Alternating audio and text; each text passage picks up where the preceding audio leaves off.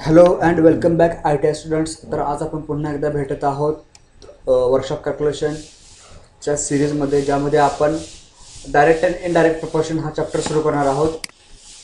तर आपल्या या चॅप्टरमध्ये डायरेक्ट आणि इनडायरेक्ट प्रपोर्शन म्हणजे काय, तर पहिला डिस्क्रिप्शन पाहूया. डायरेक्ट प्रपोर्शनचं आहे हे description. It is the equality between the ratios AB is a ratio and CD is another ratio. Both ratios are equal. Then बरं, आता या ठिकाणी सांगितलेलं काय आहे की दोन्ही रेशो जे आहेत ते एकमेकांचे समांतर आहेत. म्हणजेच काय, तर एका रेशोमध्ये जर चेंज झाला किंवा एका रेशोचं जे प्रमाण आहे गुणोत्तराचे प्रमाण, तेच प्रमाण जे आहे ते दुसऱ्या गुणोत्तराचे असणार आहे, फक्त एवढेच की त्यामध्ये संख्या बदललेल्या असतील.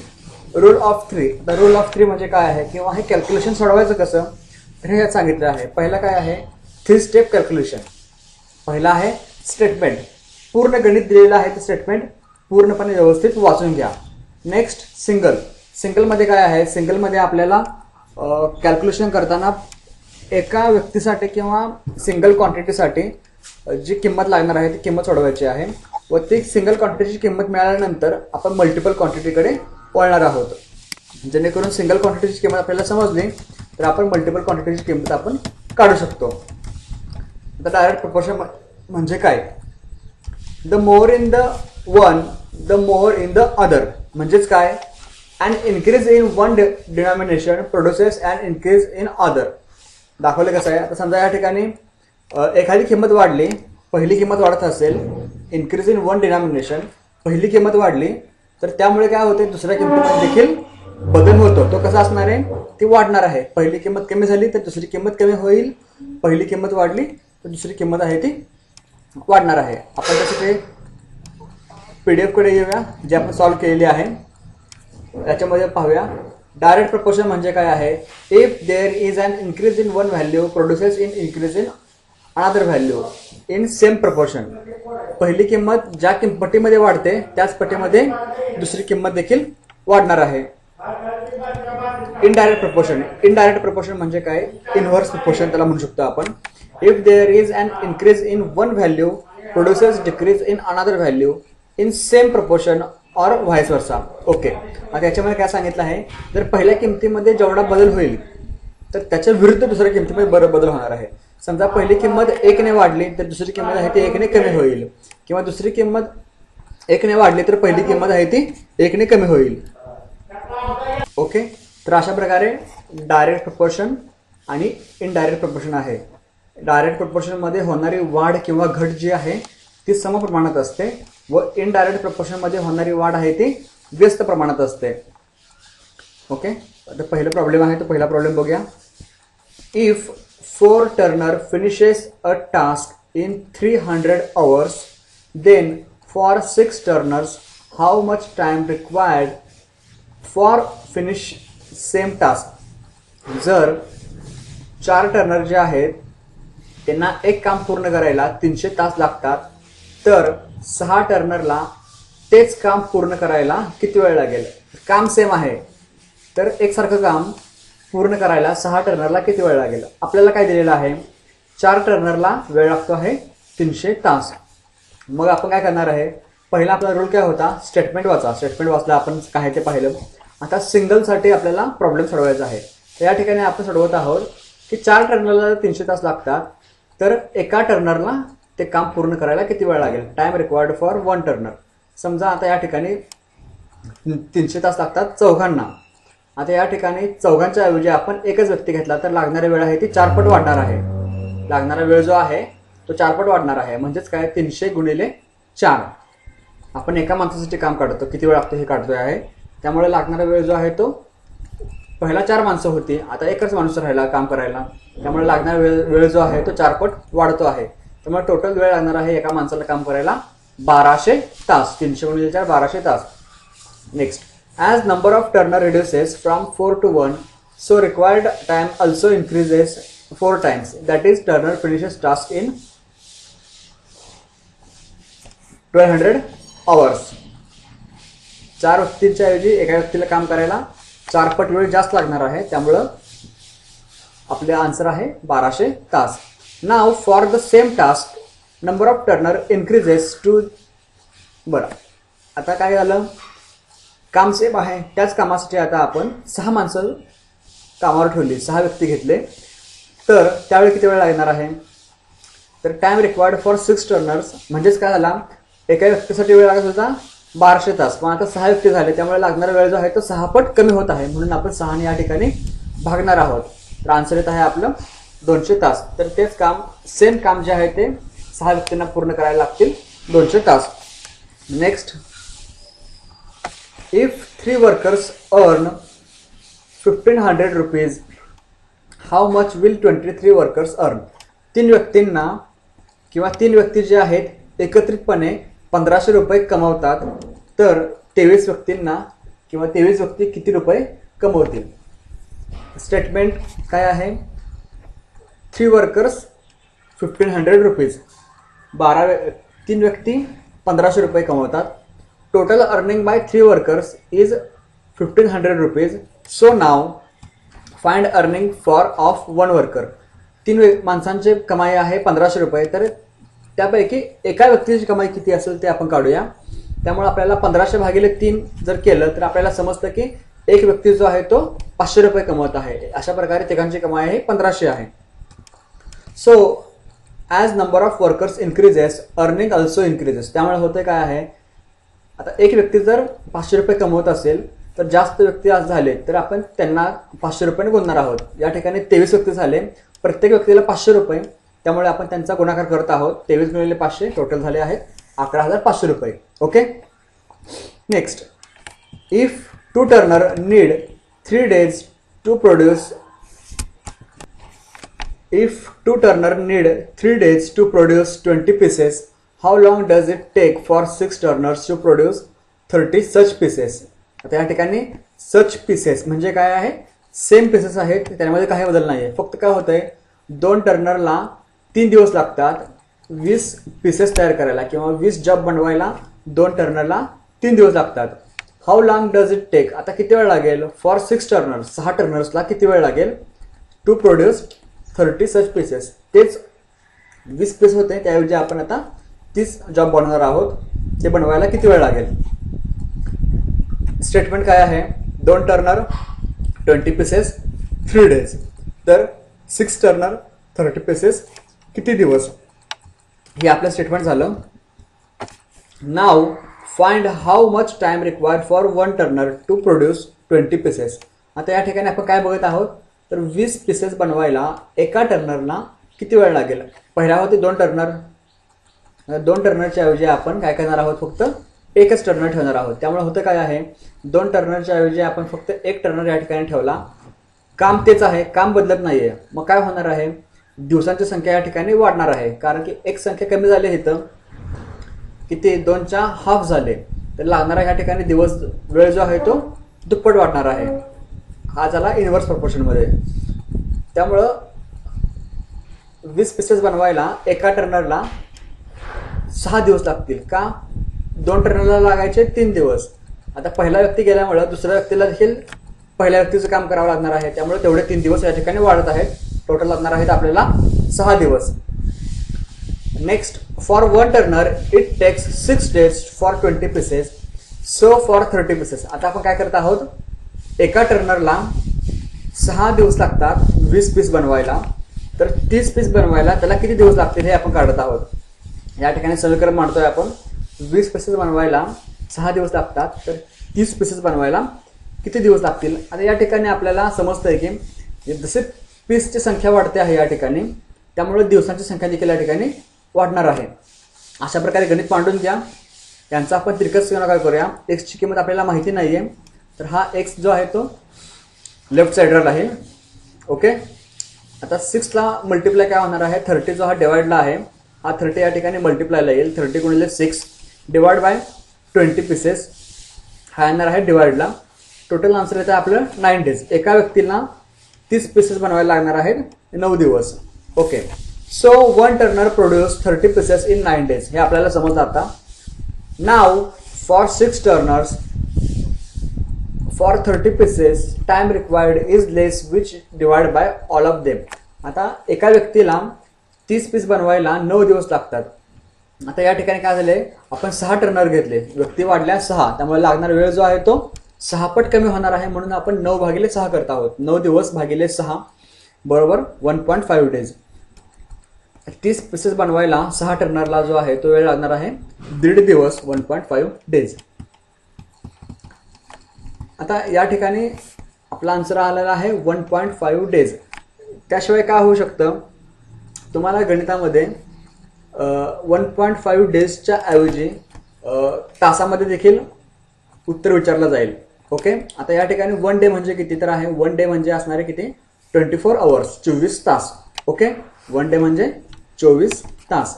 आणि 0.5 म्हणजे काय आहे तर अर्धा आहे, हाफ, म्हणजेच किती, 24च्या अर्धा येणार आहे 12, म्हणजे 24 तास पहिले म्हणजे पूर्ण, आणि 0.5 म्हणजे अर्धा म्हणजेच 12 तास. 24 + 12 36 तास लागतील. ओके, 1.5 डेजचं रूपांतर कसं होतं आहे 36 तास. एक दिवस म्हणजे 24 तास, हे लक्षात ठेवा. त्याप्रमाणे आपल्याला उत्तरामध्ये बदल करता आले पाहिजेत. उत्तर ज्याप्रमाणे दिलं आहे त्या ठिकाणी आपण कन्वर्ट करणार आहोत. 4. If a mechanic assembles 8 machines in 3 days.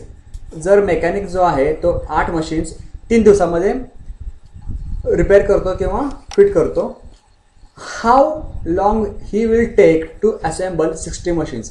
तर त्याला 60 मशीन बसवायला किंवा ठीक करायला, व्यवस्थित करण्यासाठी किती वेळ लागणार आहे. स्टेटमेंट काय आहे, single mechanic assemble 8 machines in 3 days. So as number of machine increases, required time also increases. Okay, या ठिकाणी 8 मशीनवरून आपण 60 मशीन, म्हणजे मशीन काय झाल्या, वाढल्या आहेत, त्यामुळे लागणारा वेळ देखील आहे तो वाढणार आहे. आणि फक्त एवढेच की मेकॅनिक जो आहे तो एकच आहे, सिंगल आहे, त्यामुळे त्यात काय बदल होत नाही. तर 8 मशीनला 3 दिवस लागतात, तर 60 मशीनला किती दिवस लागतात, या प्रकारे आपण ते समीकरण मांडलं. x days इक्वल टू, आता हा जो x आहे तो डावीकडे येईल, बरोबर 3 डेजला मल्टिप्लाय होणार आहे 60 मशीन्स, आणि याला छेद येणार आहे 8. ओके, तर आन्सर आहे आपलं 22.5 दिवस. आता याचं देखील रूपांतर आपल्याला, समजा तुमचे MCQ टाईप क्वेश्चन आहेत, MCQ टाईप क्वेश्चनमध्ये काही उत्तरं दिवसामध्ये आहेत, काही उत्तरं तासामध्ये आहेत, तर तुम्हाला त्याप्रमाणे रूपांतर करता आलं पाहिजे. आता 22 दिवस म्हणजे किती, तर 22 एका दिवसामध्ये असतात 24 तास, 22 गुणिले 24, आणि 0.5 म्हणजे काय तर अर्धा दिवस, म्हणजेच काय 12 तास. जे काय 22 गुणिले 24, जे काय तुमचा आन्सर येईल ते आन्सर, आणि त्या आन्सरला 0.5 ॲड करणार आपण, म्हणजेच काय 12 तास ॲड करून आपलं उत्तर मिळेल तासामध्ये. 5वा प्रश्न, in an auto shop the grinding wheel makes 1000 RPM and driven pulley is 200 mm diameter. If the driving pulley is 150 mm diameter, find out the RPM of the driving pulley. आता या ठिकाणी जरा गणित बदलत आहे. RPM आणि डायमीटरचा संबंध कसा आहे, तर तुमचं जेवढा डायमीटर कमी होईल तेवढं तुमचा RPM आहे ते वाढत आहे. फ्रॉम गिवन स्टेटमेंट काय ते पाहूया. दिलेल्यानुसार for 200 mm diameter pulley grinding wheel makes 1000 RPM. Okay, या ठिकाणी 200 मिलीमीटर डायमीटरला RPM किती आहे 1000, तर 150 डायमीटरला RPM किती असेल. But here as diameter of wheel reduces from 200 to 150 which indicates increase in RPM. मगाशी मी सांगितलं त्याप्रमाणे RPM ज्यावेळी तुमचा डायमीटर जास्त असतो चाकाचा, त्यावेळी तुमचा RPM जे आहे ते कमी आहे, आणि ज्यावेळी तुमचा डायमीटर चाकाचा कमी होतो त्यावेळी तुमचा RPM आहे ते वाढणार आहे. त्यामुळे हे जे प्रमाण आहे ते मगापासून आपण जे पहिले 4 गणितं पाहिली त्यामध्ये सगळं प्रमाण कसं होतं, सरळ प्रमाण होतं. आता या ठिकाणी प्रमाण आहे व्यस्त प्रमाण आहे, म्हणजे काय होते, पहिल्यामध्ये जर संख्या वाढली तर दुसऱ्यामध्ये संख्या आहे ते कमी होणार आहे, किंवा दुसऱ्यामध्ये संख्या कमी झाली तर पहिल्यामध्ये संख्या आहे ते वाढणार आहे. आता या ठिकाणी आपल्याला 150 RPM झाल्यानंतर संख्या किती असेल किंवा RPM किती होईल हे काढायचं आहे.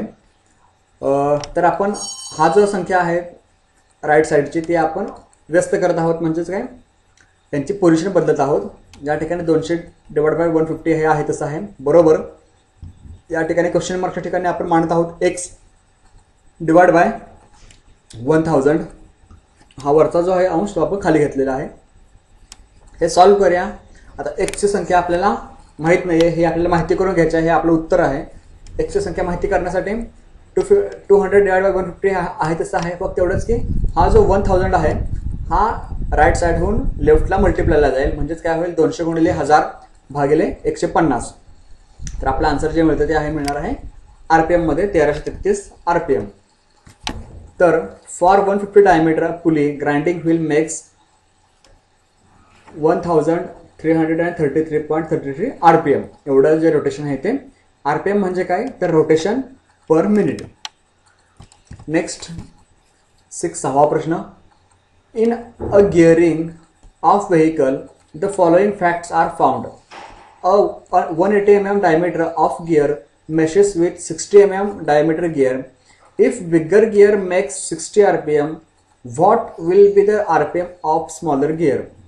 ओके, पहिला काय आहे, 180 मिलीमीटर डायमीटरचा पहिला गिअर आहे जो 60 mm डायमीटरच्या गिअर बरोबर एकत्र झालेला आहे.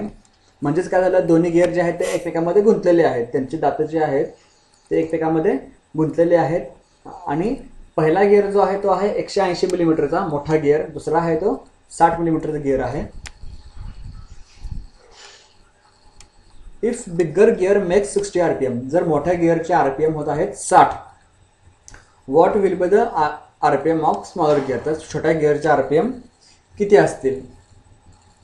बिगर gear diameter is 180 mm, smaller gear diameter is 60 mm. हे आपलं काय आहे, स्टेटमेंट आहे. आणि काय स्टेटमेंट आहे आपलं, rotation of bigger gear is 60 RPM. पहिल्या गिअरचं RPM किती आहे, 60 RPM आहे. सर्कमफरन्स ऑफ बिगर गिअर, आता मोठ्या गिअरचा जो डायमीटर आहे किंवा सर्कमफरन्स म्हणजे व्यास, मोठ्या गिअरचा सर्कमफरन्स म्हणजे परिघ. मोठ्या गिअरचा परिघ किती आहे तो परिघ काढूया आपण. त्यासाठी फॉर्म्युला आहे वर्तुळाचा परिघ काढण्यासाठी πd. पायची व्हॅल्यू आपल्याला माहिती 3.14 किंवा 22/7. डायमीटर आपल्याला दिलेला आहे 180 मिलीमीटर. तर आन्सर आहे 565.50 मिलीमीटर. हा झाला आपला circumference. Circumference of smaller gear, छोट्या गिअरचा RPM सर्कमफरन्स किती आहे, परिघ किती आहे, तर तो आपल्याला मिळतो आहे पाय गुणिले डी. डीची किंमत आहे आपल्याकडे 60 mm. आन्सर आहे 188.50 मिलीमीटर. आता लहान गिअर आणि मोठा गिअर जो आहे यांच्यामधला फरक कितीचा आहे सर्कमफरन्समध्ये पाहूया आपण. 565.50 डिवाइड बाय 180.50. आन्सर येत आहे 3. म्हणजेच काय, लहान गिअर जो आहे smaller gear is 3 times smaller than bigger gear. म्हणजेच लहान गिअर जो आहे तो मोठ्या गिअरपेक्षा 3 पट लहान आहे त्याचा सर्कमफरन्स. तर होतं काय आहे या ठिकाणी, म्हणजेच काय, if a bigger gear makes 1 rotation, जर अशा वेळी मोठ्या गिअरने फक्त 1 रोटेशन केलं पूर्ण, स्मॉलर गिअर मेक्स 3 रोटेशन. का, या ठिकाणी मोठ्या गिअरपेक्षा छोटा गिअर जो आहे तो 3 पट लहान आहे. त्यामुळे होतं काय आहे, पहिल्या गिअरनं जर 1 रोटेशन पूर्ण केला तर अशा वेळी काय होते, छोटा गिअर जो आहे तो 3 पट जास्त फिरणार आहे. म्हणजेच काय, त्याचे 3 रोटेशन होणार आहेत. म्हणून smaller gear RPM will be 3 गुणिले 60. पहिल्या गिअरचे RPM किती आहेत, 60. आपला छोटा गिअर जो आहे तो 3 पट लहान आहे. त्यामुळे पहिल्या गिअरनं 1 रोटेशन पूर्ण केलं तर दुसरा गिअर जो आहे तो 3 रोटेशन पूर्ण करणार आहे. म्हणजेच आपलं उत्तर येते आहे 180 RPM. नेक्स्ट 7वा प्रश्न. अ व्हेहिक्युलर job is completed by 5 mechanics in 4 days. If only 3 mechanics are available, in how many days the work can be completed? 5 mechanic कडून 4 दिवसामध्ये एका गाडीचे काम पूर्ण होत आहे. प्रॉब्लेम नीट पहा. 5 मेकॅनिक्स कडून 4 दिवसामध्ये व्हेकलचा एक जॉब पूर्ण होत आहे, गाडीचं काम. If only 3 mechanics are available. आता काय झालेलं आहे, फक्त 3 मेकॅनिक्स या ठिकाणी कामावरती आहेत. In how many days the work can completed. आता 5 व्यक्तींच्या ऐवजी फक्त 3 व्यक्ती कामावरती असतील तर 2 व्यक्तींचं काम हे वाढलेलं आहे, त्यांना ते काम पूर्ण करावं लागेल. म्हणजेच काय, माणसं कमी झाली तर कामाचा वेळ आहे तो लागणार आहे, तो वाढणार आहे. 1 job done by 5 mechanics. Statement काय आपलं पाहूया. 1 job done by 5 mechanics in 4 days. 5 mechanics कडून 4 दिवसामध्ये एक काम पूर्ण होतं. That is if for same job, फक्त त्याच सेम कामासाठी आपण काम सेम आहे, काम बदलत नाही आपलं. त्याच सेम कामासाठी नंबर ऑफ मेकॅनिक्स रिड्यूस्ड. आता काय झालं, नंबर ऑफ मेकॅनिक्स जे आहेत ते कमी झालेले आहेत. Required days will be increases. आता त्यामुळे काय होणार आहे, लागणारा वेळ आहे तो वाढत आहे. आता पाहूया for one mechanics required number of days. आता या ठिकाणी फक्त एकच मेकॅनिक असेल तर किती वेळ लागेल. 5 मेकॅनिकला लागतो आहे 4 दिवस. 5 मेकॅनिकला लागतो आहे 4 दिवस. तर एका मेकॅनिकला किती दिवस लागणार आहेत. तर 5 जणांचं काम त्याला एकट्याला करावं लागेल. म्हणजेच काय दिवस वेळ जो आहे तो 5 पट वाढणार आहे. म्हणून 5 गुणिले 4 बरोबर 20 दिवस. एका व्यक्तीला ते काम पूर्ण करायला लागणार आहेत 20 दिवस. Now for the 3 machines. आता काय आहेत, मशीन किती आहे ते 3. For 3 mechanics. 3 मेकॅनिकला किती वेळ लागणार आहे. 20 दिवसामध्ये एक व्यक्ती काम पूर्ण करतो. तर तेच काम 3 माणसांना पूर्ण करायला वेळ किती लागतोय. तर टोटल दिवस भागिले 3 मेकॅनिक. कारण की वेळ जो आहे तो काय होणार आहे 3 पट कमी होणार आहे. म्हणजेच आपण काय करणार आहोत, भागाकार करणार आहोत. त्यामुळे आपलं उत्तर आहे 20 भागिले 3 केलं तर उत्तर आहे 6.67 डेज. आता याचं मगाशी आपण जे सर्व प्रॉब्लेम पाहिले त्यामध्ये आपण 1.5 डेज किंवा 22.5 दिवस असं उत्तर बघितलेलं आहे. तर त्या पुढच्या 5 डेजचं किंवा 0.5चं करायचं काय, किंवा डेजचं रूपांतर तासामध्ये कसं करायचं, मिनिटामध्ये कसं करायचं ते आपण पाहूया. पहिला आपण डेजचं रूपांतर तासामध्ये करूया. नाव कन्वर्ट आवर्स टू डेज. आपण काय करणार आहोत, कन्वर्टिंग तासांना किंवा दिवसाला आपण तासामध्ये कन्वर्ट करत आहोत. 1 डे इक्वल टू 24 आवर्स हे आपल्याला माहिती आहे. तर 0.67 डे. आता जो हा पुढचा 0.67 जो आहे, 0.67 म्हणजे काय आहे, 0.67 म्हणजेच काय 0.67. ओके, 0.67 ही संख्या पूर्ण नाही आहे. 0.67 ही संख्या पूर्ण नाही आहे. एकपेक्षा संख्या ही कशी आहे, लहान आहे. म्हणजेच आणि 0.50 पेक्षा जास्त आहे. म्हणजेच काय 1चा हाफ किती येतो 0.50. म्हणजेच अर्ध्या तासापेक्षा काहीतरी हे जास्त तास आहेत ते आपण काढूया. तर मगाशी आपण जे समीकरण मांडलेलं तसं मांडतो. समीकरण तिरकस गुणाकार. एका दिवसाला 24 तास असतात. तर 0.67 दिवसाला किती तास. आता ही किंमत आपल्याला माहिती नाही, ह्याला आपण मानूया एक्स. एक्स बरोबर 24 गुणिले 0.67 हा जो आहे तो मल्टिप्लायला या ठिकाणी गेला आणि 1 डे डिवाइडला आलं. आन्सर आहे आपलं 16.08 आवर्स. म्हणजेच काय 0.67 दिवस म्हणजे किती 16.08 तास. इथं आपण युनिट किती काय आपलं आवर्समध्ये आहे. त्यामुळे आपलं हे आन्सर देखील कसं असणार आहे, आवर्समध्ये असणार आहे. That is 3 mechanics will finish same work in 6 days and 16.08 hours. आता ह्या ठिकाणी 16 तास पूर्ण आणि काय 08 आलेला आहे. आता 0.08 म्हणजे काय, तर हा जो आहे तो आहे मिनिटचा प्रकार. ओके, हे पूर्ण आहे 16 तास पूर्ण आणि पुढे 0.08 म्हणजे काय 0.08 मिनिट्स. आता याचं कन्व्हर्जन आपण कसं करत आहोत, आपल्याला माहिती आहे की 1 तास म्हणजे 60 मिनिट. 1 तास म्हणजे 60 मिनिट. तर 0.08 म्हणजे किती. त्या ठिकाणी तुम्ही काय करा, या ठिकाणी लिहा 1 तास 1 hour is equal to 60 minutes. तर 0.08 आवर्स बरोबर किती मिनिट, या प्रकारे तुम्हाला कन्व्हर्जन करता येईल. तर हा आपल्याला 3 मेकॅनिक्सला 6 दिवसामध्ये 6 दिवस आणि 16 तास हे एवढा वेळ लागेल व्हेकलचं काम पूर्ण करण्यासाठी. नेक्स्ट 8वा प्रश्न. In a gearing arrangement of vehicle a gear having 26 teeth is meshing with a gear of 52 teeth. Problem या ठिकाणी आहे अशा प्रकारे. पहिला काय आहे, 26 दात असलेला गिअर हा 52 टीथ असलेल्या गिअरची मेशिंग करत आहे. मेशिंग म्हणजे काय, तर दोन्ही एकमेकाला टच करत आहेत अशा प्रकारे. असा प्रकार पहिला जो आपण प्रॉब्लेम पाहिलेला त्यामध्ये देखील अशाच प्रकारचं गणित होतं. 180 डायमीटर 180 RPM आणि 60 RPMचा तो हा आहे. The diameter of 52 teeth gear is 200 mm. Okay, आता या गिअरचं डायमीटर किती आहे 200 मिलीमीटर आणि याला दात किती आहेत किंवा टीथ आहेत गिअरला 52. Find out the diameter of 26 teeth diameter wheel. आता ह्या 26 टीथ असलेल्या गिअरचा व्यास किती आहे तो आपल्याला काढायचा आहे. तर अशा प्रकारे गिअरचे अरेंजमेंट असते, दोन्ही एकमेकाला टच करत असतात. ॲज गिवन दिलेल्याप्रमाणे स्टेटमेंट काय आपलं, बिग व्हील 52 टीथ, मोठ्या चाकाला 52 टीथ्स आहेत, त्याचा डायमीटर आहे 200. स्मॉल व्हील आहे 26 टीथ, डायमीटर आपल्याला माहिती करून घ्यायचं आहे. नंबर ऑफ टीथ वाढले की तुमचा डायमीटर आहे तो वाढत आहे. नंबर ऑफ टीथ कमी झाले तर डायमीटर आहे तो कमी होणार आहे. त्यामुळं समीकरण जे आहे तसं राहील. हे समप्रमाणात आहे. एखादी संख्या वाढली तर दुसरी संख्या देखील वाढत आहे, पहिली संख्या कमी झाली तर दुसरी संख्या देखील कमी होत आहे. त्यामुळं समीकरण आहे तसं राहील. फक्त एक्सची किंमत काढायची आहे आपल्याला. एक्स आहे तो लेफ्ट साईडला या ठिकाणी येईल. ओके, हा जो 52 टीथ आहे तो एक्सच्या ठिकाणी जाईल, जे आपण असं लिहिलेलं आहे.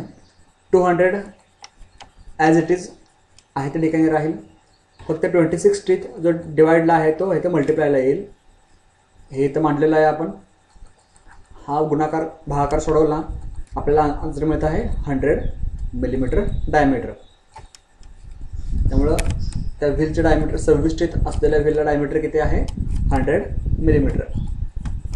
ओके, ह्या ठिकाणी आपल्याला अंदाज देखील कळू शकतं. याचे 26 टीथ आहेत आणि याचे किती आहेत 52 teeth. Teeths number of teeth वाढलेले आहेत, तर या ठिकाणी डायमीटर आहे 200.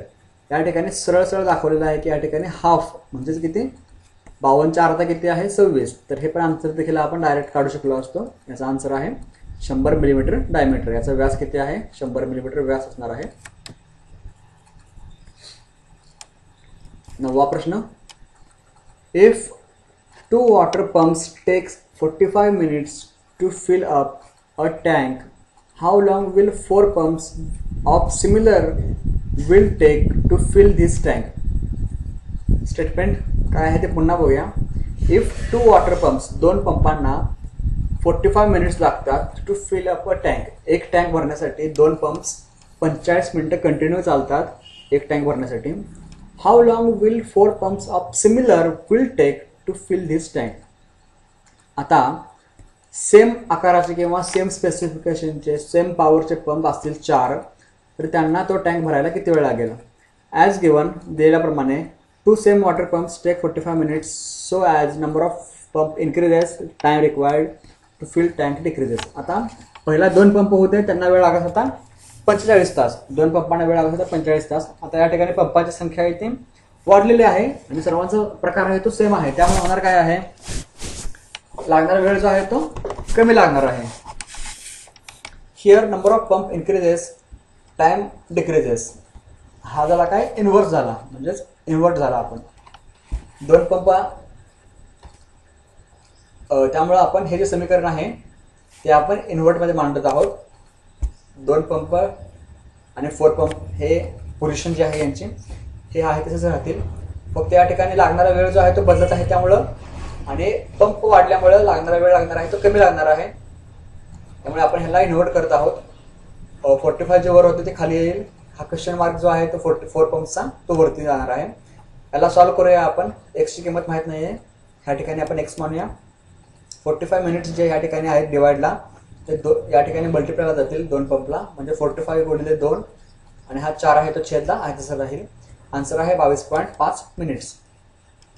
ओके, लागणारा वेळ होता 45 मिनिट, तो आता किती झाला बरोबर हाफ झाला. कारण की पहिला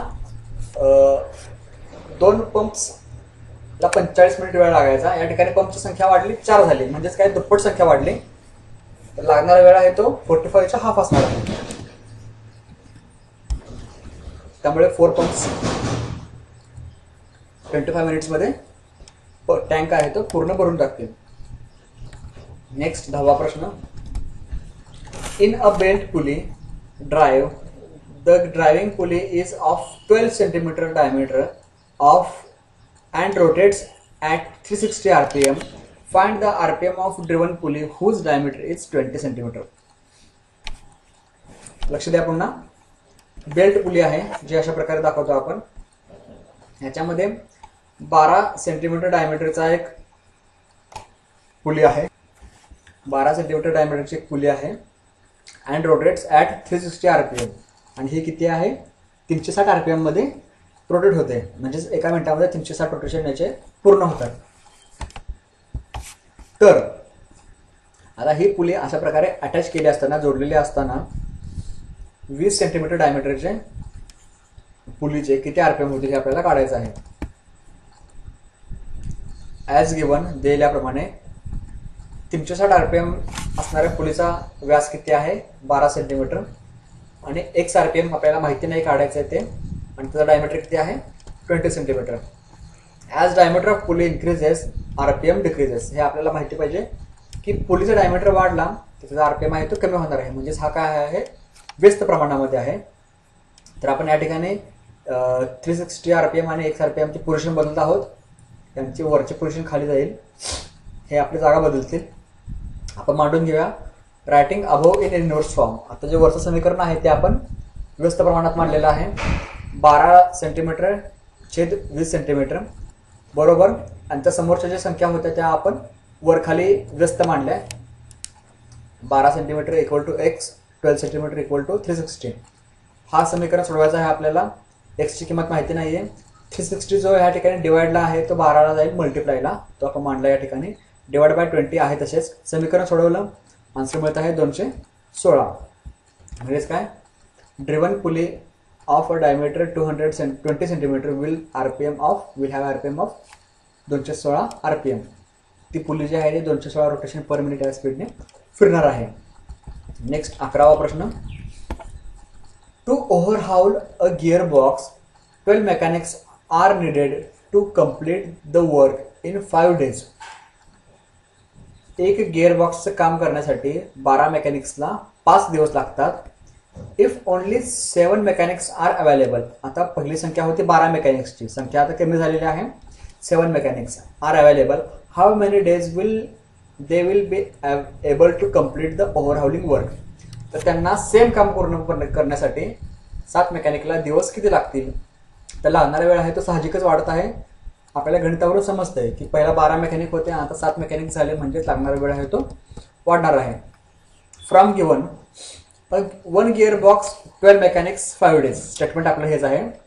एक गिअर बॉक्स आहे, 12 मेकॅनिक्स आहेत आणि त्यांना वेळ लागतो आहे 5 दिवस. सेम गिअर बॉक्स आहे, 7 मेकॅनिक्स झाले आणि आता वेळ आहे किती x days, तो आपल्याला काढायचा आहे. As number of mechanic decreases so required working days also increases which is inverse.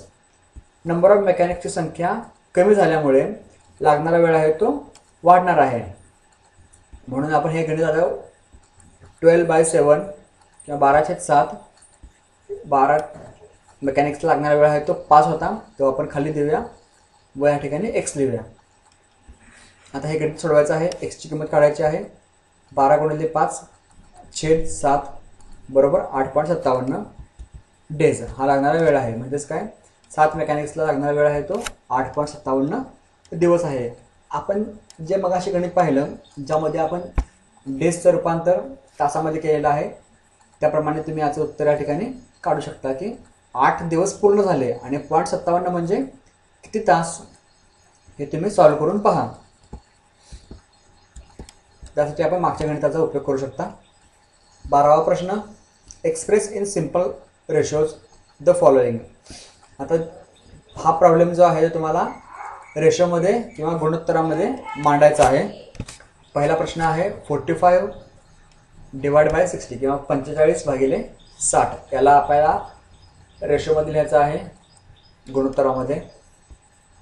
45/60 हे आपण या प्रकारे लिहितो. हे आडवी रेष म्हणजे काय आहे तर आहे चिन्ह आहे भागिले चिन्ह आहे. पहिली संख्या जी आहे ती येणार आहे अंशाच्या ठिकाणी आणि दुसरी संख्या जी आहे ती येणार आहे छेदाच्या ठिकाणी. आपण खालच्या संख्येनं वरच्या संख्येला भागतो हे आपण लक्षात ठेवलं पाहिजे. ह्याला सॉल्व्ह केला आपण 15चा भाग जातो. 15 × 45 आणि 15 × 60 हे येणार आहे 3/4.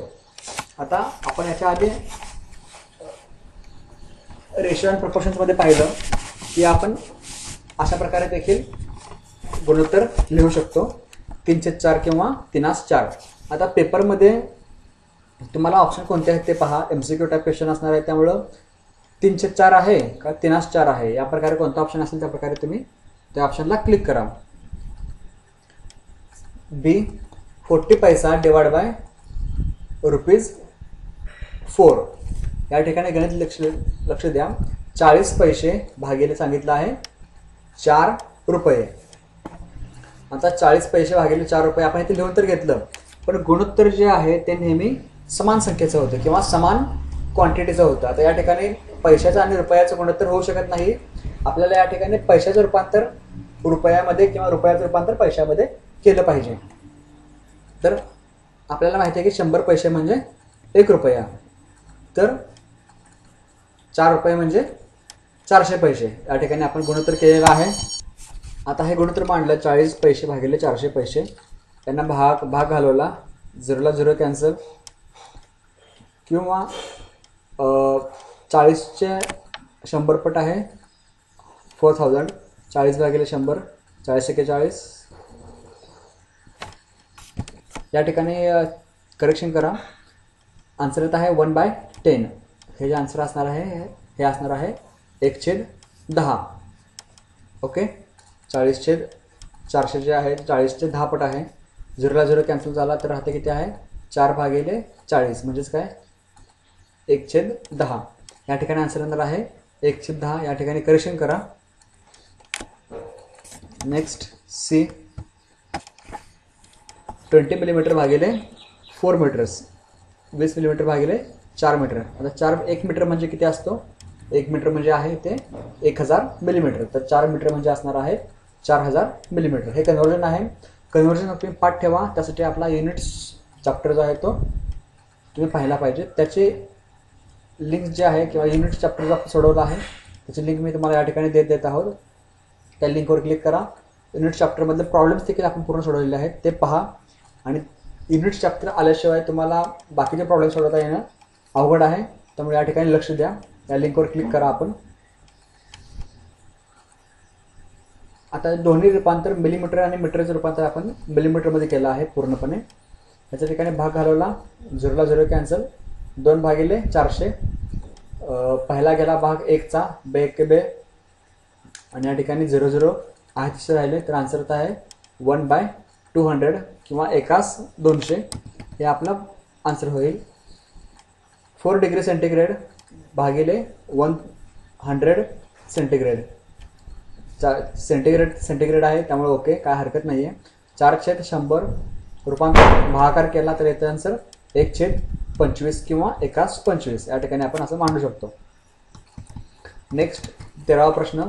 अ vehicle worth ₹20,000 can be insured with the cost of ₹150.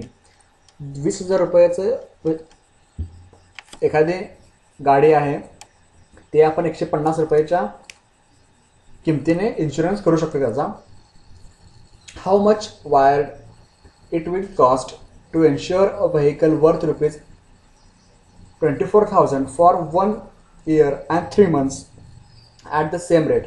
तर सेम रेटनुसार किंवा याच रेटनुसार आपल्याला 24,000 किमतीचं व्हेकल आहे ते इन्शुरन्स करायचा असेल तर किती वेळ त्याला किती रुपये लागतील, आणि हा पिरियड किती आहे, हा पिरियड जो आहे तो 1 वर्षासाठी आहे.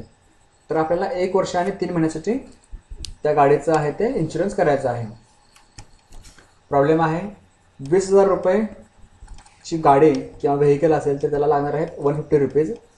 तर 24,000 रुपीजचं व्हेकल असेल तर त्याला किती रुपये लागतील इन्शुरन्स करण्यासाठी. As cost of vehicle increases insurance cost also increases. जर तुमच्या गाडीची किंमत वाढत असेल तर तुमचा इन्शुरन्सचा खर्च देखील आहे तो वाढणार आहे. त्यामुळे तो खर्च काढूया आपण. समीकरण जे आहे ते डायरेक्ट प्रोपोर्शनमध्ये आहे. तर पहिली संख्या वाढली तर दुसरी संख्या देखील या ठिकाणी वाढणार आहे. एक्सची किंमत काढण्यासाठी आपण एक्स जो आहे तो त्या ठिकाणी घेऊया, व हा 20,000 जो आहे तो एक्सच्या ठिकाणी येईल. म्हणजेच काय 150 भागिले 20,000, आणि हा 24,000 जो आहे तो भागाकाराला तो या ठिकाणी मल्टिप्लायला जाईल. तर अशा प्रकारे गणित तयार होत आहे. सॉल्व्ह केलं तर एक्सची किंमत आली किती 180. म्हणजेच काय 24,000 रुपयाच्या व्हेकलला 180 रुपीज लागतील. For 1 year that is 12 month ₹1 80 insurance. आता आपण मगाशी पाहिलं की इन्शुरन्स जो आहे तो पूर्ण एका वर्षासाठी आहे, म्हणजेच 24,000च्या व्हेकलला 180 रुपये लागतील फक्त एका वर्षासाठी. 12 महिन्यासाठी लागणार आहेत 180.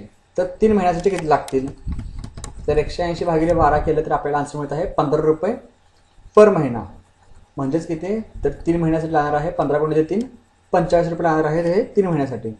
म्हणजे 180 एका वर्षाचे प्लस 3 महिन्याचे 45. तर टोटल बेरीज येते आहे 225. तर 225 रुपये आपल्याला इन्शुरन्ससाठी लागतील.